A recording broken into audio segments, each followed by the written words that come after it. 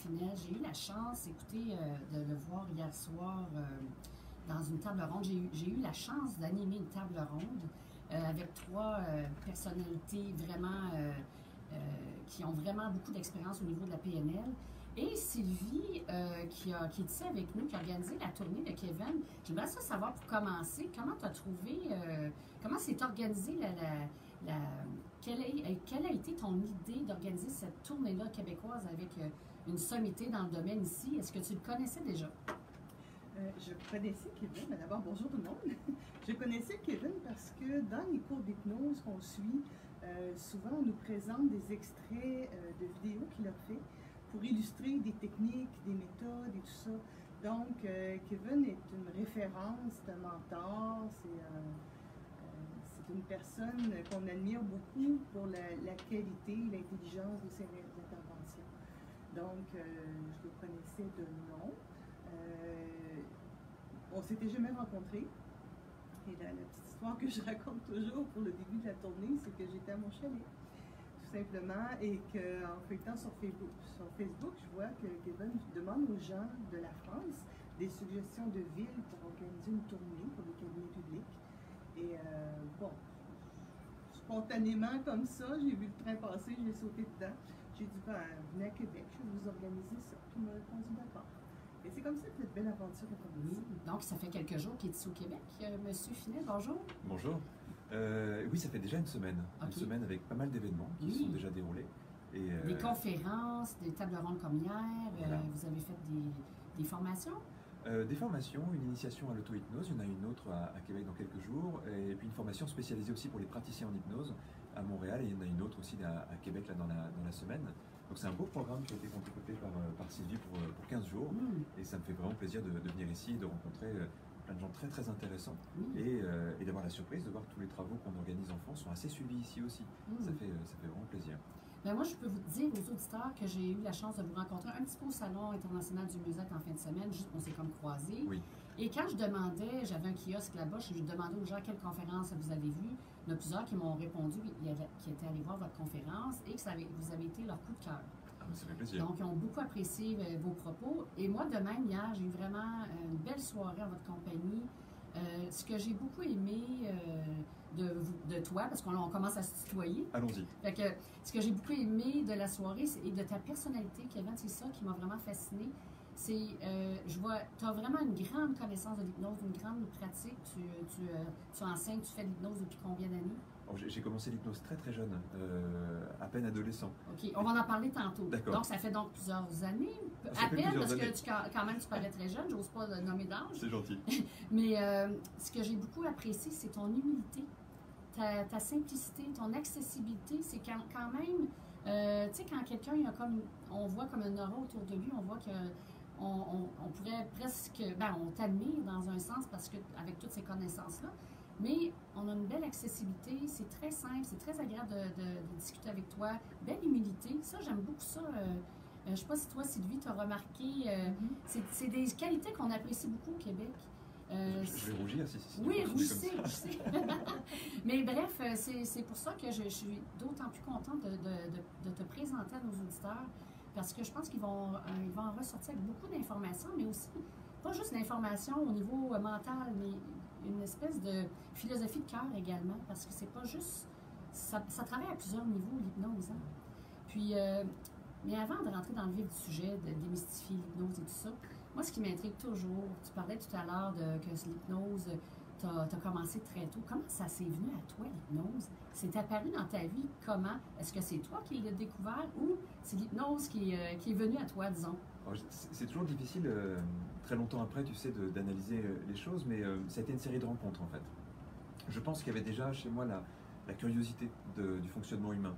Et au-delà même de l'hypnose, ce que j'essayais de comprendre, c'est comment une personne pouvait transformer sa vision des choses, comment elle pouvait évoluer. Et il y a eu plusieurs rencontres avec des gens, quelquefois, qui n'ont rien à voir avec l'hypnose. La première personne qui m'a beaucoup marqué, c'est un très grand thérapeute français qui s'appelle Jacques Salomé, qui est quelqu'un qui m'a beaucoup inspiré. Et je me rappelle la première fois que je l'ai vu faire une sorte de démonstration, je ne sais pas comment on peut appeler ça, mais en tout cas aider quelqu'un lors d'une conférence. Je me suis dit, là, je viens d'assister à de la magie. Et avec mon regard d'enfant, je me suis dit, si on peut faire ce métier-là, si on peut rendre le sourire aux gens, ben, c'est quelque chose que j'ai envie de faire. Et je voyais ça vraiment comme, oui, comme une forme de magicien, mais pas un magicien qui aurait un truc extérieur, un magicien qui comprend comment avec les mots on peut influencer une personne. Et je trouve que c'est une des choses les plus fabuleuses qui soient en fait. Et on parle de quel âge à ce moment-là? Alors là, j'avais 9 ans. Quand même. C'est tout petit. Ben oui, c'est tout petit. Ouais. Est-ce que tu es allé à cette conférence-là ou tes parents t'ont emmené là? Ou... Écoute, c'était juste à côté de chez moi. J'habitais dans une petite ville de l'Est de la France qui s'appelle Nancy. Oui. Qui est, tu es originaire de là, Nancy. Oui. Hein? Et je ne savais pas à ce moment-là, mais Nancy est la ville historique de l'hypnose. Beaucoup de choses se sont passées là. Des gens comme Émile Coué, Bernheim, etc., qui sont les grands précurseurs de l'hypnose du siècle dernier, étaient dans ce qu'ils appellent l'école de Nancy. Mais ça, j'étais très loin de le savoir. Et il y avait une petite librairie juste à côté de chez moi, à quelques rues, en fait, sur le trajet de l'école. Et il y avait cette conférence avec Jacques Salomé. Et ça m'a touché, en fait. C'est un premier souvenir marquant. Alors, tu sais, je l'analyse aujourd'hui avec mon regard d'adulte, mais je ne sais pas comment, enfant, j'avais vraiment perçu ça. Mais je crois que ça a été la première graine. Il se trouve qu'il y a eu des échanges avec Jacques Salomé par la suite. Mais ça a été le premier d'une série de rencontres. Par des livres, par des gens qui faisaient des conférences, par des discussions, par des échanges. Je me suis toujours intéressé à cette question, comment créer du changement, comment créer des modifications, des perceptions différentes pour un être humain qui est en souffrance la plupart du temps, mais pas que. Et ce chemin m'a toujours amené à l'hypnose, et même plus généralement à la question des états de conscience. Je crois que c'est des grandes questions d'aujourd'hui en plus. C'est qu'est-ce que la conscience? C'est des questions aujourd'hui qui sont posées dans la recherche, qui sont posées dans la philosophie. Depuis très longtemps dans la philosophie, mais aujourd'hui on a des moyens différents en tout cas pour se poser cette question-là. Qu'est-ce qui est inconscient en nous? Et on sent dedans, on pressent qu'il y a une très grande richesse. C'est aussi la question du cerveau évidemment. Et en grandissant, cette question elle est toujours restée un point de mire et j'ai toujours eu la sensation que l'hypnose était l'outil d'investigation privilégié pour explorer ça et avancer dans ce domaine-là. Quand même, à cet âge-là, vous avez été initié à l'hypnose, mais quand est-ce que vous avez commencé à suivre une formation, puis à vraiment vous impliquer à temps plein? Comme adulte, je suppose? Oh, même un peu avant, adolescent. En fait, dès que j'avais la possibilité de comprendre un peu ce qui se passait dans l'hypnose, j'allais un peu voir. Donc je suis allé regarder toutes les formations qui se faisaient en France déjà. Il y avait des choses intéressantes, des choses moins intéressantes. Mais ça m'a permis de collecter quand même quelques informations. Il y avait évidemment les livres, même s'il n'y avait pas autant de livres à cette époque-là sur le sujet, surtout en français. Et puis, je suis allé aussi à l'international, parce qu'évidemment, en France, il y avait très peu de choses. Bizarrement, la France est un pays historique de l'hypnose, mais à l'époque où moi j'ai commencé, c'était une discipline qui était vraiment tombée un petit peu en désuétude. Il n'y avait pas grand monde s'y intéressait, quelques médecins, quelques praticiens, mais parfois avec des confusions avec le magnétisme ou les rebouteux, etc. On ne savait pas très bien clairement ce qu'était l'hypnose. Et je me rappelle de certaines formations que j'ai suivies où ça partait dans des choses qui me semblaient très très étranges quelquefois. Donc quand j'ai eu 17 ans, j'ai ouvert mon premier cabinet de pratique, un peu par hasard en fait, puisqu'à 17 ans, je n'avais pas ce projet-là particulièrement. Mais, vous êtes parti à votre compte, vous avez parti votre entreprise en fait, oui. À 17 ans. Oui, de manière associative au début. En fait, je m'intéressais beaucoup à l'apprentissage. Et il se trouve que j'ai passé mon bac quand j'avais 16 ans et j'ai commencé à me poser la question de ce que j'allais faire après. Il y a plusieurs options qui s'ouvraient à moi, sauf que je me suis inscrit en fac de droit, mais avec l'idée peut-être de raccrocher sur des études en politique à l'époque, c'était ma vision. Mais à côté, l'hypnose me passionnait tellement que je me suis dit, il faut que j'en fasse quelque chose. Et j'ai commencé à accompagner des amis à moi en fait, qui préparaient des concours notamment, qui préparaient des études un peu difficiles, préparation mentale, concentration, travail sur la mémoire, travail sur la gestion du stress, sur l'oralité, sur la prise de parole, des choses comme ça. Et on a créé un groupe de personnes que je coachais au quotidien sur ces questions-là, avec beaucoup de succès. C'était assez chouette, c'était une très belle époque aussi. Et forcément, comme ça marchait bien, ces amis-là ont commencé à m'envoyer d'autres amis. Donc j'ai commencé à avoir plein d'étudiants qui venaient préparer des concours de grandes écoles, concours d'entrée à Sciences Po, concours de faculté de médecine, des choses comme ça. Et assez rapidement, en fait, comme on travaillait sur des problématiques de gestion du stress, de sommeil et tout ça, ils ont commencé à m'envoyer leurs amis, leurs parents. Et je me suis retrouvé au bout de 6 mois avec un cabinet qui était rempli, sans l'avoir spécialement demandé, et avec même une liste d'attente de rendez-vous de gens qui venaient me voir. Tu sais, avec le recul, ça me paraît étrange, parce que j'avais 17 ans, je pense que je paraissais extrêmement jeune. Et je ne sais pas pourquoi les gens me faisaient confiance pour ça, mais je le prenais comme quelque chose qui se faisait un peu tout seul. Il n'y avait pas une recherche, ça se faisait. Et ça m'a amené à rencontrer beaucoup de gens qui pratiquaient l'hypnose en essayant de m'améliorer. J'avais l'impression même si les résultats étaient plutôt satisfaisants, moi j'avais l'impression qu'il n'y avait pas assez de maîtrise dans tous ces outils-là. Et comme je te disais, je suis allé voir en France tout ce qui se faisait et c'était très pauvre. Beaucoup de choses très dogmatiques, parfois parfois des choses qui étaient pseudo-scientifiques, voire limite un peu sectaires. Et je me disais, il y a besoin de créer un véritable institut où on se pose des questions scientifiques sur l'hypnose, où on a un regard pragmatique et où on est ouvert à toutes les possibilités de l'hypnose, mais sans dogme, pour le coup. Ça a réuni pas mal de personnes, des praticiens de plein d'endroits différents qui étaient intéressés par ce projet-là, et ça m'a amené à créer une école. Donc là, c'était 2 ans plus tard, les tout débuts de cette école-là, qui était très modeste au début, qui était une... 2 ans plus tard, après avoir commencé votre pratique? Oui. À 19 ans? J'avais 19 ans. Vous avez ouvert une école à 19 ans. Ah, Oui. j'aime ça. Il faut quand même oser, hein? Avez-vous est-ce que c'était un peu innocemment que vous avez ouvert ça ou vraiment vous aviez une espèce de, on dit beaucoup de volonté ou ça s'est fait comme tout simplement naturellement? Tu sais, j'ai l'impression que parfois les choses se mettent en place assez naturellement. Je me suis pas réveillé un matin en me disant je veux créer une école. Ouais. Il se trouve qu'il y a plein de personnes qui ont commencé à me dire, bah voilà, ce savoir qu'on commence à collecter, il faut le transmettre. Et ils m'ont dit, bon, bah transmets-le. Et j'ai commencé en fait à proposer des réunions au début avec des praticiens en leur disant, on va essayer de creuser certaines questions, on va prendre certaines recherches dans d'autres domaines pour les faire venir aussi dans ce qu'on est en train d'appliquer. Et ça a eu un succès assez étonnant. En fait, moi j'ai eu plus l'impression de courir après quelque chose qui se faisait plutôt que moi, je n'ai pas une âme d'entrepreneur à l'origine en fait. Il se trouve que je pense qu'en étant passionné, parfois, on fait des choses qui plaisent. Et ben, forcément, si les choses plaisent, les gens sont très demandeurs. Tu as tout simplement suivi ton élan, ce qu'on appelle. Je crois. Pour moi, il y avait une sorte de justesse dans tout ça. J'avais l'envie d'aider les gens.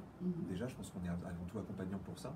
Je voyais des gens en souffrance. Moi, j'avais l'impression d'avoir pu, avec l'hypnose et l'auto-hypnose, vivre des choses assez fantastiques que je n'aurais pas vécu sans. Notamment pour moi, déjà à un niveau personnel. Je me suis accompagné et puis j'ai découvert des outils qui m'ont aidé aussi à grandir. Et je me suis dit, ma mission, c'est ça en fait, c'est d'aider les gens à grandir avec ces outils et de voir jusqu'où on peut aller en fait. C'est un domaine où tout est à explorer. Et il y a une image que je prends quelquefois. Je crois que quand j'étais petit, tu sais, j'avais très envie d'être un explorateur. Je lisais les explorateurs, les Richard Francis Burton, etc. avec une passion, me disant c'est un métier génial. Et je me rappelle d'une très grande tristesse ce jour où mes parents m'ont dit, mais tu sais, tous les pays ont été découverts en fait, il n'y a plus grand chose à découvrir. Je me suis dit, mince, je ne suis pas né à la bonne époque. J'aurais aimé être Christophe Colomb, j'aurais aimé être Magellan, j'aurais aimé être. Et tout d'un coup, il y a un moment où je me suis dit, mais il y a un continent qu'on n'a pas exploré. C'est notre continent intérieur. C'est tellement bien dit que la conscience, c'est infini. Il n'y a aucune limite là. Bah, disons qu'on n'est pas encore parti dans les étoiles, mais on peut partir dans le cerveau. On a la technologie pour le faire. On a la compréhension, en tout cas, pour le faire. Pour entreprendre ce très très grand voyage. Et j'ai l'impression qu'on a une époque qui est géniale parce que les gens aujourd'hui qui s'intéressent à l'hypnose sont les pionniers de ça. Oui. Et je trouve que ça crée un engouement qui est fantastique. Comme vous le disiez, un explorateur, un pionnier, là, vous commencez, ça commence là, au niveau, il y a eu beaucoup de percées, des avancées scientifiques au niveau de la neuroscience qu'on va parler probablement tout à l'heure. Mais juste avant d'aller un peu plus loin à ce niveau-là, j'aimerais que tu expliques dans tes mots comment tu définis l'hypnose. C'est quoi les mythes par rapport à ça? On va faire juste une grande tournée générale à propos de l'hypnose. On va aller à la pause, après ça, on va pouvoir aller un peu plus à fond. Fait que comment on pourrait décrire ça, l'hypnose? Pour quelqu'un qui n'a aucune idée c'est quoi, admettons. Alors c'est vrai qu'on pourrait à la fois dire ce que ça n'est pas et ce que ça est. Okay. Parce que souvent les gens ont une approche de l'hypnose qui est un petit peu caricaturale, qui est liée au spectacle. Exactement, parce qu'il y a l'hypnose de spectacle, c'est ça. Je pense que la majorité des gens connaissent, puis il y a l'hypnose thérapeutique que toi, tu pratiques. Voilà, et même si les gens savent sans doute que ça existe, souvent c'est un peu contaminé par cette image du spectacle. Dans un spectacle, on va avoir l'impression que l'hypnose est un état de sommeil ou de semi-sommeil provoqué par la volonté d'un hypnotiseur. Et souvent, les hypnotiseurs de spectacle jouent même sur l'idée qu'ils auraient un pouvoir ou quelque chose comme ça. Mais ce sont avant tout des hommes de scène, donc ils vont jouer sur des artifices de scène. Ce qui serait intéressant, c'est que les gens soient informés que c'est du spectacle. Et c'est la même chose qu'un magicien qui va quelquefois dire qu'il a des pouvoirs médiumniques, etc. pour son tour de magie. C'est une mise en scène. C'est du divertissement. C'est du divertissement. Comme aller au cinéma. Comme aller au cinéma, voilà. Mais je crois que quelquefois les hypnotiseurs de spectacle jouent sur l'ambiguïté. Est-ce que c'est vrai, est-ce que c'est pas vrai? En fait, si on pose cette image de côté, l'hypnose, c'est pas du tout un état de sommeil. Si on regarde ce qui se passe dans le cerveau, c'est même une hyperactivité en fait du cerveau. Il y a des connexions qui se créent, il y a un état cérébral qui est très intéressant, qui est très différent de l'état de sommeil. Dans l'état d'hypnose, on est hyper conscient, une sorte de surconscience. C'est-à-dire qu'on est plus lucide sur nous-mêmes, on est capable de ressentir des choses qu'on ne ressent pas d'habitude, de comprendre des choses qui nous échappent d'habitude. On a une meilleure perception de nos fonctionnements. C'est un état dans lequel on est accompagné, ou qu'on peut découvrir aussi par soi-même, mais ce n'est pas une prise de pouvoir de quelqu'un d'autre sur nous. Quelqu'un qui nous accompagne, bah, c'est un peu comme un guide qui nous montre un chemin si on ne le connaît pas, comme quelqu'un qui pourrait nous accompagner dans une balade ou dans un pays qu'on ne connaît pas. C'est intéressant d'avoir un guide. On peut aussi se débrouiller par soi-même, hein, l'auto-hypnose fonctionne très très bien. Mais ce guide ne prend pas le pouvoir sur nous, il est simplement quelqu'un qui nous aide et puis qui nous montre un petit peu comment prendre les voies les plus simples. Donc on ne met pas quelqu'un dans l'état d'hypnose, on lui apprend à y rentrer. Ça aussi c'est très important, pour que les gens sentent que c'est un état dans lequel on est tout à fait libre. On est très lucide sur ce qui se passe. On demeure conscient. On demeure conscient. On pourrait dire par contre, et ça c'est assez important aussi, que c'est un autre état de la conscience. Ou en tout cas que c'est même la capacité, l'hypnose, je pense, à aller dans d'autres états au pluriel de conscience. On a notre état ordinaire. Dans cet état ordinaire, on est dans nos fonctionnements habituels, avec notre personnalité, notre identité, nos routines, nos émotions. Et cet état ordinaire, il est plutôt continu dans la vie. Celle que tu es aujourd'hui, si je te recroise demain, elle me semblera être à peu près la même. Et normalement, on a cette continuité-là. Même si on ne se voit pas pendant un an, tu auras sans doute un petit peu changé, j'aurai aussi changé, mais on se reconnaîtra. Parce que je vais te voir dans un état que tu connais bien. Mais il arrive parfois qu'on soit dans d'autres états de conscience. Soit parce qu'il y a des choses extérieures qui nous arrivent, une émotion forte, quelque chose qui nous fatigue très profondément, un état d'absorption très fort. Et l'hypnose s'intéresse à ça. Comment il y a des éléments qui viennent modifier notre état de conscience. Un hypnotiseur, il s'intéresse à ça pour le reproduire. Et il aide les gens à explorer d'autres états de conscience. Notre état ordinaire de conscience est une toute petite partie de nous-mêmes. C'est un fonctionnement qu'on connaît bien, qui nous est confortable, mais qui ne représente pas du tout ce qu'on peut être. Et il y a tout un univers inconscient qui est très vaste, c'est le continent dont je parlais tout à l'heure, et l'hypnose devient presque un véhicule pour aller explorer cet univers inconscient. Et c'est pour ça que c'est une quête intéressante, aussi bien dans l'accompagnement pour des thérapeutes par exemple, ou des coachs, que pour des personnes qui sont dans la connaissance de soi, dans l'examen de soi. Et là, on a une technique qui est vraiment idéale pour nous accompagner. Puis l'hypnose, c'est pas quelque chose... il y en a qui peuvent s'endormir. Je pense que même si on est dans un état de...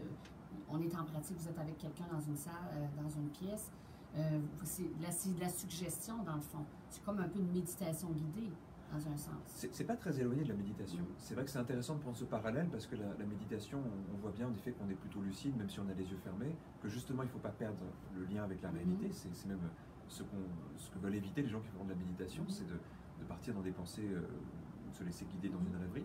C'est un état de présence qu'on retrouve aussi très fortement dans l'hypnose. Donc il y a beaucoup de parallèles avec la méditation. Je crois que si on devait faire une différence avec la méditation, c'est que la méditation souvent n'a pas d'objet autre que cet état de présence. Après, il y a plusieurs traditions, évidemment. Dans l'hypnose, on peut aller vers un état de présence, on peut aussi s'en servir pour autre chose, c'est-à-dire pour travailler sur soi, pour évoluer, pour prendre conscience de soi. Donc il y a aussi une vertu qui vient faciliter le changement dans l'hypnose. On retrouve peut-être moins dans les traditions de la méditation. Mais au niveau de l'état qui est recherché, il y a des similarités. C'est très intéressant. On va partir en pause publicitaire. Et au retour, j'aimerais ça qu'on partage à vos auditeurs comment se déroule une séance, à quoi ça peut ressembler. Ça vous va? Parfait. On vous revient tout de suite après la pause.